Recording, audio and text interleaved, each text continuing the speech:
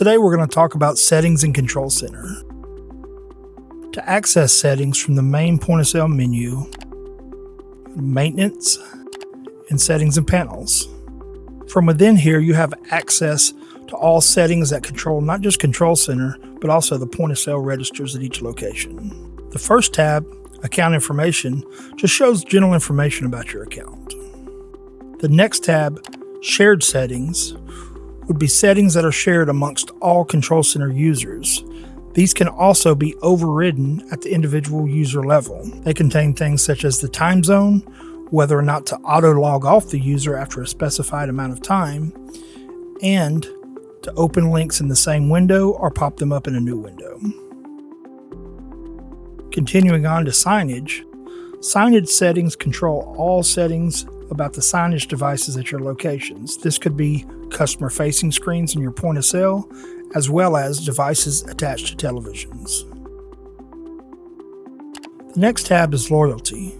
Within here, you can define whether or not you have a branded website, you have a customer portal, and within it, what the background and chain logo is for that customer portal. Options allow you to choose your balance type, and then what any interest is on bonus reward tokens, what your cash multiplier and non-cash multipliers are. What this means is if the customer pays with cash, you can incentivize them by giving them more points than non-cash customers. The minimum redeem amount. This means when a customer goes to redeem their tokens, what is the minimum amount of tokens they need in order to start the redemption process. Whether or not registration is required. If we're going to allow cash tenders and non-cash tenders for loyalty sales.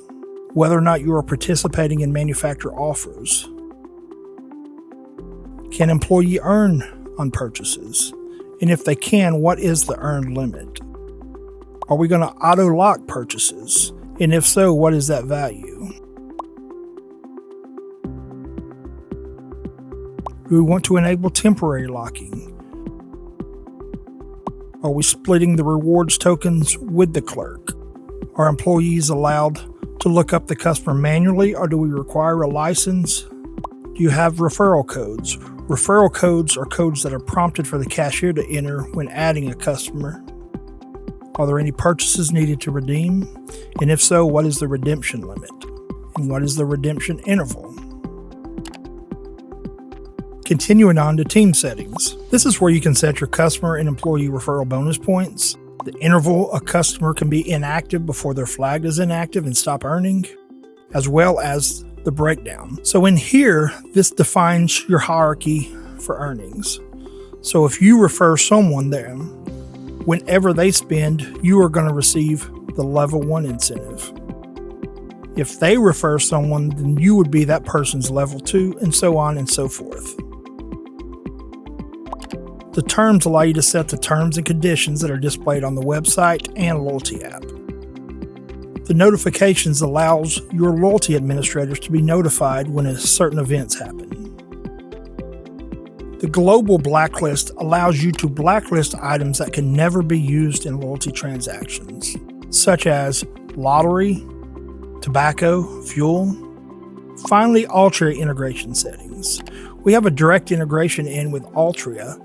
From here, you can specify the parameters for that integration.